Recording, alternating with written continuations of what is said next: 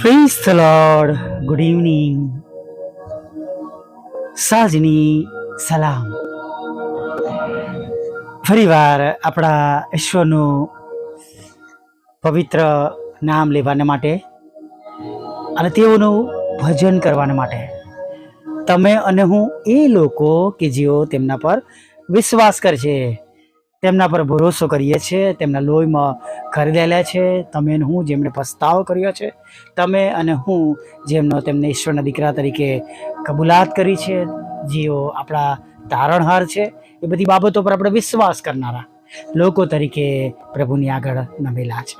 પ્રભુ આપ સર્વને પુષ્કળ આશીર્વાદથી ભરપૂર કરો અને દરેક વિશ્વાસ કરનારને માટે તેઓના વિશ્વાસ પ્રમાણે પ્રભુ હમણાં જ તેમની પ્રાર્થનાઓના ઉત્તર આપે, એ મારા હૃદયની પ્રાર્થના છે. હાલેલુયા.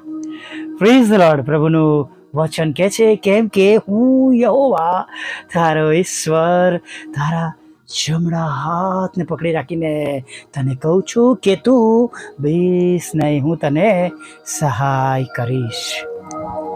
Praise the lord. હું તને સહાય કરીશ. Thank you, Jesus. Thank you, Lord. Thank you, thank you, thank you. Thank you, Jesus. Thank you, Lord. Thank you. ખરેખર વાલા મિત્રો, પ્રભુનો આપણે જેટલો આભાર માનીએ એટલો ઓછો છે. તમારા અને મારા જીવનમાં તેઓ છે, તેમને આપણે ઓળખીએ છીએ, એ પણ એક મોટી બાબત છે વાલા મિત્રો. Praise the lord. અને તમે જુઓ કે ઓળખાણ એ બહુ જરૂરી છે. જ્યારે પ્રભુ ઈસુનું પુનરુત્થાન થાય છે, ત્રીજા દિવસે તેઓ મૃત્યુમાંથી સજીવન થાય છે, અને આપણે શાસ્ત્ર ભાગમાં સુવાર્તામાં આપણે વાંચીએ છીએ, ઇટ ઇઝ રિટન. માગદલાની મરિયમ શોધતી હોય છે નહીં, અને પ્રભુને ન જોવાથી તે રડતી હોય છે.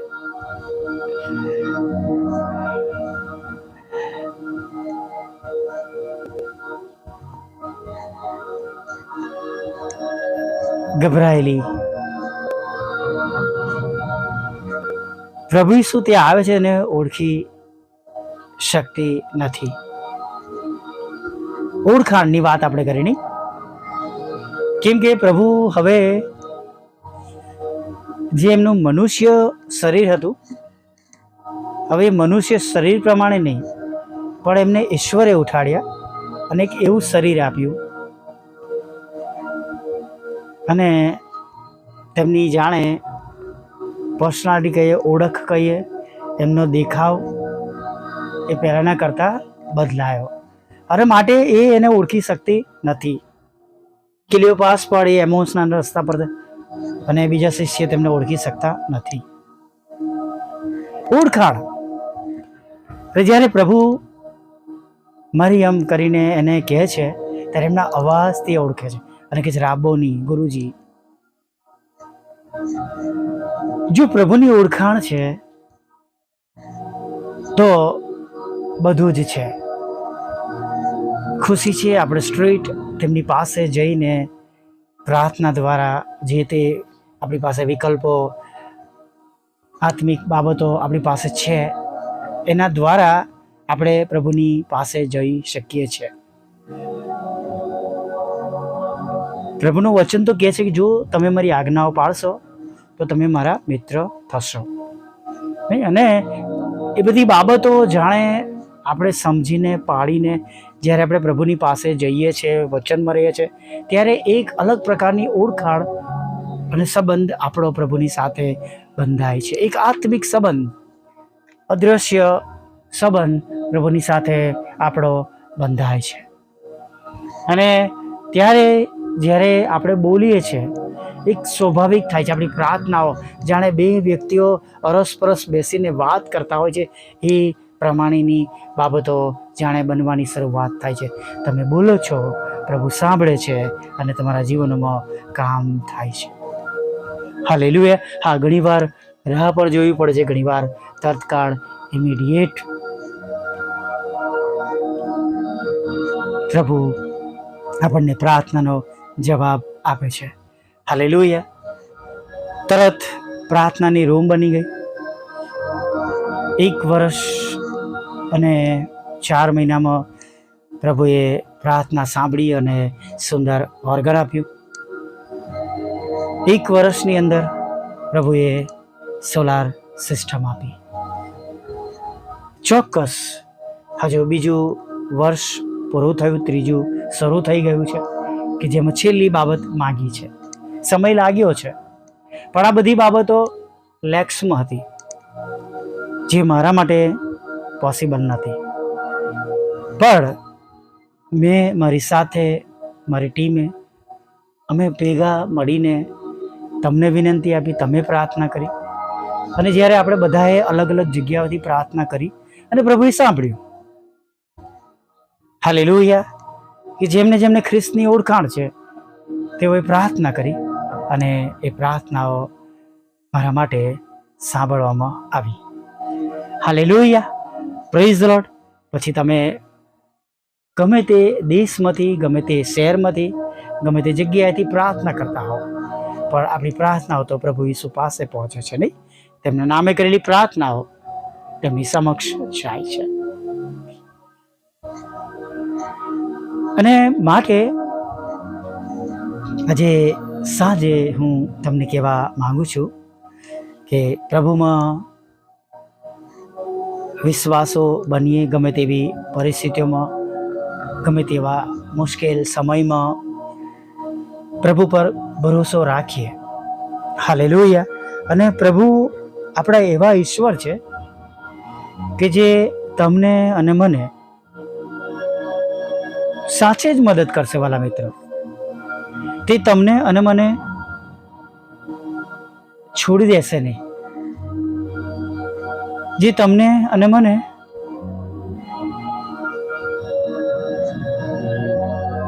મદદ જરૂરથી કરશે. હાલેલુયા. ઘણી વાર આપણને એવું લાગે કે આપણી પ્રાર્થનાઓ સંભળાતી નથી. આ બધાના માટે છે, તમારા માટે, મારા માટે, દરેક સેવક સેવિકાઓ માટે, બધાના માટે.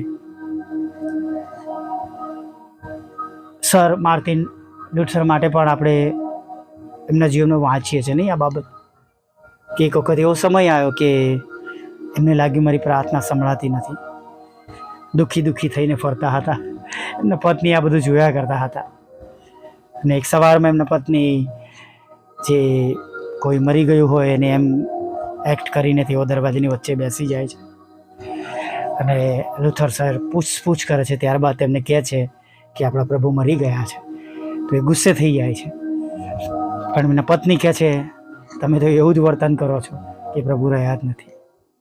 આજે નથી સંભળાતી તમારી પ્રાર્થના. એમને સમજાય છે, પસ્તાવો કરે છે, એમના પત્નીનો આભાર માને છે, અને થોડા વખત પછી ફરીથી એમની સેવાઓ ધકમકતી થઈ જાય છે. હાલેલુયા. ઘણા પ્રસંગો એવા આવે છે, હું પોતે પણ એવા પ્રસંગોમાંથી પસાર થઈ રહ્યો છું.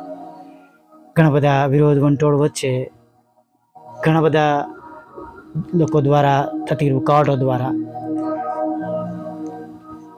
પ્રભુમાં ધીમે ધીમે કાર્ય થઈ રહ્યું છે. એક સમયમાં 2100 અવર્સ પ્રમાણે ચાલતું હતું પ્રભુનું કાર્ય.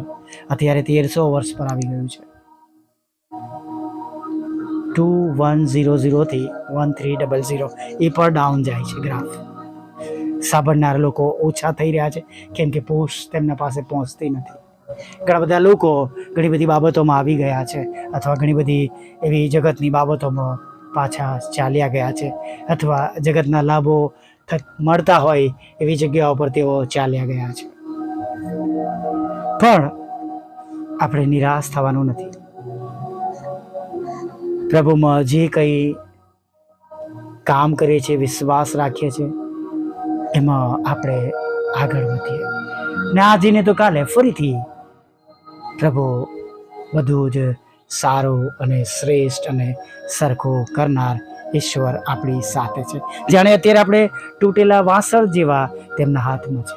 વેઇટ કરીએ કે તેઓ આપણને નવા બનાવે, એક સરસ રૂપ આપે અને ફરીથી આપણને બનાવીને આપણને મૂકે તેમના પવિત્ર હાથોમાં, નવા બનાવીને. Yes, hallelujah. આ જ્ઞાની પ્રાર્થના સાથે સાંજના સમયમાં આગળ વધીએ. ભલા પ્રભુ, અમે તમારી સ્તુતિ કરીએ છીએ અને અમે તમારો પુષ્કળ આભાર માનીએ છીએ કે આ સુંદર સમય તમે અમારા જીવનમાં આપ્યો છે. અને પ્રભુ, અમે સ્તુતિ કરીએ છીએ અને તમારો પુષ્કળ આભાર માનીએ છીએ કે પ્રભુ આજે સવારથી તમે અમારી સાથે છો. આજે સવારથી તમે અમારી સંભાળ લઈ રહ્યા છો અને પ્રભુ આજે સવારમાં પ્રભુ તમારી મોટી દયા અને કૃપા અમારા પર રહી છે. અને પ્રભુ છેક સવારથી સંભાળપૂર્વક તમે આજના આ સમયમાં તમે અમને લઈને આવ્યા છો, જ્યાં પ્રભુ અમે તમારું ભજન કરી શકીએ, જ્યાં અમે તમારી સ્તુતિ કરી શકીએ, જ્યાં અમે તમારી આરાધના કરી શકીએ. થેન્ક યુ પ્રભુ, થેન્ક યુ પ્રભુ. દિવસના અંતે જ્યારે અમે તમારી આગળ નમ્યા છે ત્યારે પ્રભુ અમારી જાતોને અમે પ્રથમ તમારા હાથમાં સોંપીએ છીએ. અમને ચેક કરો પ્રભુ, હજી પણ જો અમારામાં કંઈક દોષ છે તો દૂર કરો. અમારા વિચારોમાં, અમારા વાણીમાં, અમારા વર્તનમાં, અમારા જોવામાં, અમારા સાંભળવામાં, અમારી ઉઠવા બેસવાની જગ્યાઓમાં, અમારા બિઝનેસમાં, અમારી જોબમાં કે પ્રભુ અમારા અંગત જીવનમાં કંઈ પણ હજુ પણ જો એવી બાબત છે જે અટકાવરૂપ છે. અને જેમ તમે કહ્યું તમારી માનીતી પ્રજાને કે તમારા પાપો એ મારી વચ્ચે ભીતરૂપ છે, એવી કોઈક બાબત છે પ્રભુ જે આજે અમારા આશીર્વાદોથી અમને વંચિત રાખી રહી છે, તમારી સાથે મળવાથી અમને દૂર કરી રહી છે. પ્રભુ એ બાબતો દૂર થાય, તૂટી જાય એવી પ્રાર્થના કરી છે. અમે તમારી આગળ નમી જઈએ છીએ, અમારા પાપોની ક્ષમા માંગીએ છીએ, એમને માફ કરો પ્રભુ. ફરીથી પ્રભુ તમે એમને બેઠા કરો, સ્થિર કરો અને પ્રભુજી આશીર્વાદો માટે અમે પ્રભુ તમને વિનંતીઓ કરી છે. પ્રભુ એ સર્વ બાબતો અમે પ્રાપ્ત કરી શકીએ. જે જરૂરિયાતો માટે અમે તમારી આગળ નમ્યા છે એ જરૂરિયાતો પ્રભુ અમારા જીવનમાં અમને પ્રાપ્ત થાય. હા, જે વિનંતી છે સાજાપણાને માટેની એ વિનંતીઓ પ્રભુ તમારી પાસે આવે અને પરમેશ્વર પિતા તમામ પ્રકારના રોગ અને મનવાડ પ્રભુ જે તેમના શરીરોમાં રાજ કરી રહ્યા છે પ્રભુ ઈશ્વરના નામમાં દૂર થાય. હા, કેન્સર જેવાને લખવામાંથી ને ખોમામાંથી પણ તેઓ સાજા થાય પ્રભુ, એવી અમે પ્રાર્થના કરી છે. હા પ્રભુ, જ્યાં શાંતિ એ પ્રભુ કબજો લીધો છે પ્રભુ, ત્યાં તમારી શાંતિ ઉતરી આવે, તમારો પ્રેમ, તમારો આનંદ અને તમારી શાંતિ એ ઘરોમાં રાજ કરે પ્રભુ. અને જુદી જુદી એ ખરાબ પ્રકારની બાબતો જેના કારણે લડાઈ ઝઘડા થઈ રહ્યા છે, ઉત્પન્ન થયા છે પ્રભુ, એ બાબતો અથવા એ કારણો તમે એને પ્રભુ ઈસુ તમારા પવિત્ર નામમાં હંમેશાને માટે ઘરોમાંથી દૂર કરીને વ્યક્તિને જીવનમાંથી કાઢીને સમુદ્રના ઊંડાણમાં પ્રભુ પડે જઈને, જેથી કરીને ફરીને એકવાર પ્રભુ તેઓ નવું શરીર સાથે તમારી કૃપા સાથે એક નવું જીવન જીવે અને તમામ લડાઈ ઝઘડાઓ દૂર થાય અને તેઓ તમારામાં વૃદ્ધિ પામે અને પ્રભુ ઘણા બધા લોકો માટે તેઓ સાક્ષી રૂપ અને નમૂનો થાય થવા દેજો. સર્વ પ્રકારના વ્યસનથી, પ્રભુ વ્યભિચારથી કે ખરાબ બાબતોથી તમે તેમને છુટકારો આપજો, નવો ને તાજો સ્પર્શ આપજો, શુદ્ધ અને પવિત્ર કરજો પ્રભુ. હા પ્રભુ, પ્રાર્થના કરીએ છીએ પ્રભુ પિતા તમારા બાળકોના જીવનમાં તેમના લગ્નનો આશીર્વાદ મળે, બાળક ધનનો આશીર્વાદ મળે, તેમની જોબ આશીર્વાદિત થાય, તેમના બિઝનેસ આશીર્વાદિત થાય અને ખાસ કરીને પરમેશ્વર તેમની આવકના સાધનો આશીર્વાદિત થાય પ્રભુ, એવી પ્રાર્થના કરીશ. તેમને વિદેશ જવું છે પ્રભુ તો તમે વિદેશ દોરી જાઓ પ્રભુ પિતા. વિદેશમાં જવાના માટેની જે રૂકાવટો છે પ્રભુ, એ છે તે કારણો છે પ્રભુ, એ બધાને તમે દૂર કરજો અને ટૂંક સમયમાં અમે તેમને પ્રભુ વિદેશની ધરતી પર જોઈ શકીએ એવું તમે થવા દેજો. જુદી જુદી પરીક્ષામાં પાસ કરજો, IELTSના બેન્ડ આપજો, આર્થિક મદદ કરજો, નાણાકીય આશીર્વાદ આપજો પ્રભુ પિતા, લોન આપજો પ્રભુ પિતા, મકાનો વેચાઈ જાય પ્રભુ શું એવું થવા દો. તમારી સેવિકાના ઘરોમાં જે કંઈ અવૈધ નામો છે પ્રભુ એ પર દૂર થાય પ્રભુ, એવી અમે પ્રાર્થના કરીએ છીએ. વિશેષ જે 2 મકાનો વેચવા માટે પ્રભુ ઘણા સમયથી પ્રયત્નો ચાલી રહ્યા છે, બંને મકાનો વેચાઈ જાય પ્રભુ અને એમાં જે કંઈ રૂકાવટ છે નાણાંના આપ લેમાં, એ નાણાંની આપ લેની બાબતો તમે પ્રભુ સંભાળી લો, તમારા હાથમાં લો, તેઓને લોન મળે, નાણાં મળે અને પ્રભુ એમ પરમેશ્વર જે તે માટે પ્રભુ એ મકાનો વેચવામાં આવે છે પ્રભુ, એની પાછળના કારણો પ્રભુ પૂર્ણ થાય પ્રભુ, એવી અમે પ્રાર્થના કરીએ છીએ પ્રભુ. દરેક જેઓ અમારા ખ્રિસ્તમાં વડીલો છે, અમારા આગેવાનો છે, અમને તમારા શિક્ષણમાં દોરી જાય છે પ્રભુ પિતા, તો પ્રભુ તમે કૃપા કરીને તેઓને પણ સંભાળજો, તેમની સેવાઓને આશીર્વાદિત કરજો અને તમે તેમને પુષ્કળ વૃદ્ધિ આપજો. પ્રભુ, જેઓ અમારાથી નાના છે, જેમને અમારાથી દોરવણી મળે, સાક્ષી રૂપ અમે તેમના માટે બનીએ પ્રભુ, એમના માટે પણ પ્રભુ અમે આશીર્વાદનું કારણ બનીએ અને તેમને સાચા માર્ગમાં લાવીએ અને યુથ પ્રભુ, જુવાનો અને બાળકો તમારામાં પ્રગતિ પામે એવા તમારા સેવક અને સેવિકાઓ તેમને પૂરા પાડજો. અમારી સેવાઓને પણ તમે આશીર્વાદિત કરજો પ્રભુ પિતા. જે બંધ દરવાજા છે પ્રભુ ખુલ્લા કરજો, જે કંઈ ગુમાવ્યું છે તમે બમણા આશીર્વાદ સાથે પાછું આપજો. તમે અમારો સ્ત્રોત બનજો પરમેશ્વર પિતા. છેલ્લી બાબત જે મિનિસ્ટ્રીમાં માગી છે એ પૂરી પાડજો પ્રભુ પિતા. દરેક ઘૂંટણ અમે દરેક જીભ કરું તમે ઈશ્વરના દીકરા છે એવું થવા દો પ્રભુ. અને આજે ઘણા બધા આત્માઓ અમે તમારા નામે જીતી શકીએ પ્રભુ, એવું તમે થવા દેજો પ્રભુ. વિધવા બહેનો, અનાથો, વનબુદ્ધિન લોકો, માનસિક રોગીઓને વિકલાંગોની સાથે રાત્રિમાં મીઠી નિંદ્રા આપજો પ્રભુ. અને પ્રભુ ખોરાક, વસ્ત્ર, અન્ન, પાણી આપજો. અને ખાસ પરમેશ્વર પિતા પ્રભુ, દરેક સેવક અને સેવિકાઓ અને પ્રભુ અમારી સેવાના પ્રભુ અમે જેઓ તમારા બાળકો છે, અમારા ઘરોનું પર તમે ભરણ પોષણ કરજો પ્રભુ અને સર્વ પ્રકારની જરૂરિયાત પૂરી પાડજો પ્રભુ. આગળના સમય માટે તમારા હાથમાં સોંપે છે. એક નવા સવારમાં તમારું ભજન કંતેડી લાવ્યો માગતા પ્રભુ ઈસુ માટલું સાંભળો દેવી બાપ માન્ય કરજો. આમીન, આમીન, આમીન.